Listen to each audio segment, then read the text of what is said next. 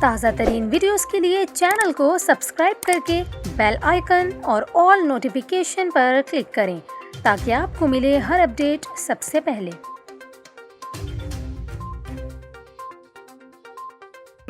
اور یہاں پر آپ کو خبر دیں، chairman P T I Imran Khan نے اسی ماہ صوبائی اسمبلیاں توڑنے کا اعلان کر دیا۔ خیبر پختونخوا کے پارلیمانی ارکان سے ویڈیو لنک پر خطاب میں عمران خان نے کہا کہ اگر حکومت جنرل الیکشن کی تاریخ دینا چاہتی ہے تو ہم بات چیت کے لیے تیار ہیں۔ ملک کی ضرورت ہے کہ ملک میں سیاسی استحکام آئے۔ انہوں نے کہا کہ پرویز الہی نے مجھے اسمبلی توڑنے کا اختیار دے دیا، ہم اسی ماہ صوبائی اسمبلیاں توڑیں گے اور الیکشن کی طرف جائیں گے۔